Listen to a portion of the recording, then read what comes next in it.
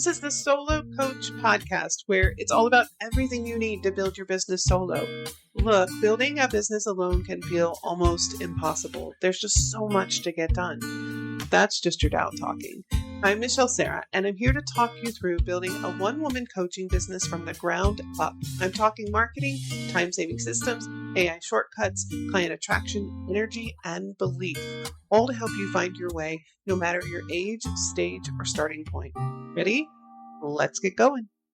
So let me ask you, are you posting content and showing up on social media and emailing your list and you're still not getting clients? You're not alone. We all experience this, especially in the beginning. And many coaches are doing all the right things, but they're still not getting any steady flow of clients. And, when they make an offer, let's say for an example, email, like when they're emailing their list and they make an offer to their list, it's really frustrating and discouraging and downright confusing when you're never getting any buyers. And you think then you have to scrap the whole thing, right? This offer that you've created that nobody wants it. And that's rarely the case, rarely. So here's what I know as a coaching business growth specialist. I've been behind the scenes and helped to build multiple seven-figure coaching brands, companies, and it's probably not your offer. I can tell you that from experience. It rarely is the offer itself. It's not your content, and it's definitely not you. The real issue, though, is that most coaches are speaking to the wrong group of people all the time. This is what most coaches don't know about buyer readiness. And, it takes a while. Like once you know this, what I'm going to share with you today, it takes a little while to get it all in place. Like I still don't have each of these areas dialed in completely, although I am working on it. And I have seen a difference for sure, as I have been putting these in place. The thing about your audience, it's this, we talk about like niche and we talk about ideal client persona and audience. And yes, this is a general group of people that, fall into a specific category, at least to some degree. But even within that group of people are broken up between 3 more groups. And let me explain. Only about 1 to 3% of your audience is actually ready to buy right now. So that means that 97% of your people, your audience, they aren't ready yet. Doesn't mean that they're not going to ever be ready. It's just that they're not ready yet. And here's how this breaks down. So you have 85% roughly, right, that are window shoppers. These are people that are browsing. They may not even know that they have a problem yet. They're quietly observing and they're not engaging. They're just looking, right? 12% roughly are option weighers. These are the folks that know that they have a problem and they are looking for a possible solution. They're not sure yet though. They're kind of on the fence. They're uncertain. They're deciding. And they're looking for, who to trust and who they believe, keyword believe, will be the right person to help them. Then you have that top 1 to 3%. That's the action takers. These are people who already, yes, they know they have a problem. They are ready for a solution. They want to fix it now. They want to invest the money. Just show them where to click the button and go buy. Okay? They're ready. They just need a clear offer and an easy way to say yes. And most coaches are speaking to this group of people all the time. But here's the thing. If you are just starting out, or maybe you've been at it a little while, but you have a very small community, 1% of that is very small. And that's not enough to sustain you, right? It's not enough to have that steady client flow month after month. So you're going to have to begin to move people from that 85% group, from the window shoppers, into the option weighers, and then moving the option weighers into the action takers. If you're only creating content that speaks to the top 1 to 3%, then you're leaving a massive opportunity on the table. To grow your coaching business consistently, you must intentionally move people through the buyer readiness stages. So what do you need, or why do you need to move people between the stages? And what does that look like? How do we do that? I'm going to talk about that in just a minute here. So when you're moving people from window shoppers to option weighers, so 85% to the roughly 12%, your goal here is awareness and relevance. So what you're talking about must be relevant to these people, and it must bring them to an awareness level, or bring awareness to them of the problem that they need to solve. So they need to see themselves in your content, right? That's that relevance. They need to be able to identify with it. They need to recognize their own struggle, and they need to understand that you can help them. So the kind of content to use here is blog posts, relatable storytelling, free guides, value-driven videos. An example: Lisa doesn't realize she's burned out until she reads your blog post about hidden signs of burnout in solo coaches. She sees herself, and now she's paying attention. Does that make sense? I hope so. From option weighers to action takers. So how do we move this 12% into the top 1 to 3%? So these folks already know they have a problem, right? They know, they feel the pain of it. It's there. It's pretty solid. But they're not really sure what to do yet. They see some possible solutions. They're weighing their options, right? Or when I say solutions, they see some possible coaches that could help them.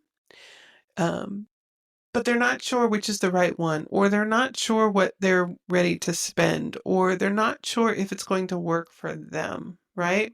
So your job here is to build belief and trust. So in the first group, the really big group, we're bringing awareness and relevance. We're helping them to see the problem and identify with what you're talking about. Now we want to bring belief. We want to help them to believe in the solution, or you as the possible solution. We want to help to build trust so that they feel comfortable working with us.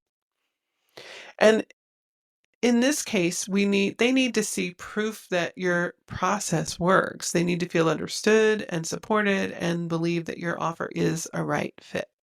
The kind of content that you use here is case studies, testimonials, client wins, clear breakdowns of your offer, right? Step by step, this is how it works. If you don't have testimonials or case studies yet, use your own stories here. Chances are you are your ideal client. You, 5 years ago, is probably your ideal client now. Case studies, testimonials, client wins, clear breakdowns of your offer. An example: Sarah wants to become a business coach, but she's unsure she can do it. She sees a story about one of your clients who did it, despite the odds, and now she believes that she can too. Helping action takers say yes. You can still be speaking to just the action takers, their top 1 to 3%.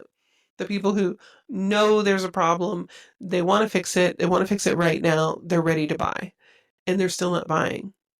And oftentimes this is because the offer isn't clear, or the checkout process has some friction in it, right? It's not super simple and easy. It takes too long. There's problems, or there isn't a direct call to action. You'd be surprised at how often I see that.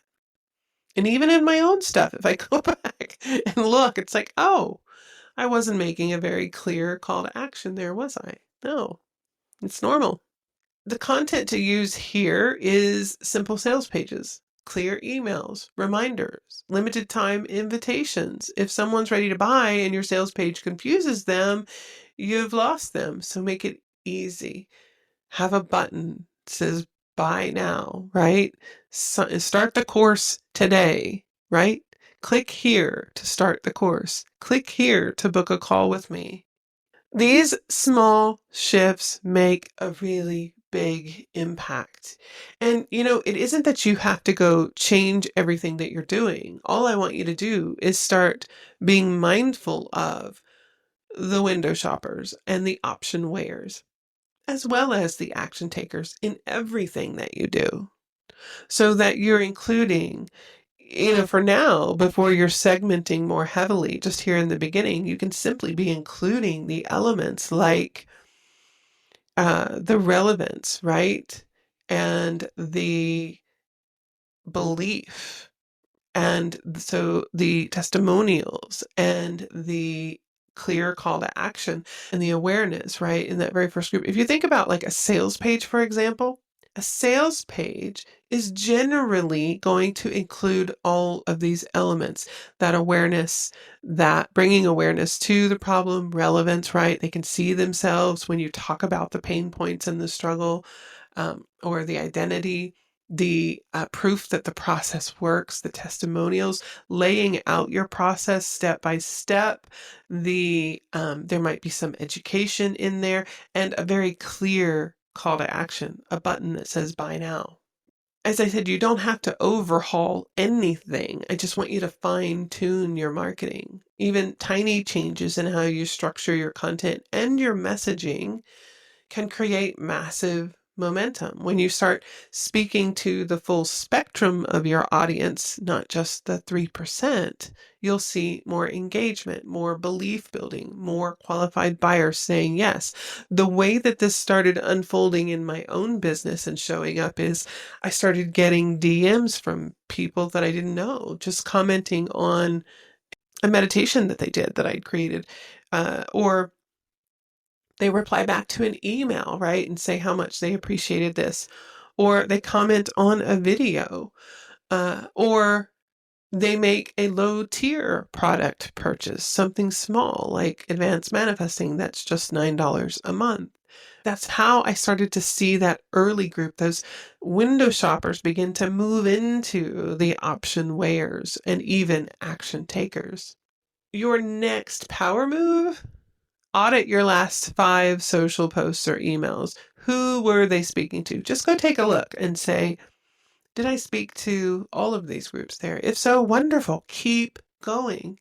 If not, remember next time to just bring in a little bit. Share a story, a testimonial if you have it. Talk about the symptoms of the problem, right? That's often the pain points. Even if they're not aware that they have a problem, they will recognize the pain points if they're dealing with them, right? Make it so that your readers can see themselves in what you're talking about. And that's usually talking about how the struggle is showing up in everyday life. And make sure that you're making a call to action. Very clear, very simple, very easy to follow through on. You want to create content for the 85% so that they feel seen. Help the 12% believe that it's possible, and then make it easy for the 3% to buy. And if you're doing this on a regular basis, it's like this steady in motion thing, right? So they're moving from 85% to the 12% to the 1 to 3%. And again, you've got this steady flow of clients beginning to come in. When you align your content with audience readiness, you stop spinning your wheels and start seeing real growth. It's a simple understanding of where your people are in the moment and meeting them there. Much love. Hey, thanks so much for joining me for the Solo Coach podcast. It means so much to me that someone out there is listening. Now, if you know it's time to do something different about your business, and you know if it is, consider joining me for my Happy and Successful Business Mastermind, where you can get clarity, support, and a plan. I'll leave details in the notes below. I also want to share a free resource for you. If you haven't already subscribed to my newsletter, Find Coaching Clients, I encourage you to do so. I'll deliver to your inbox tips and strategies that make finding coaching clients for your business much easier. I'll see you next time.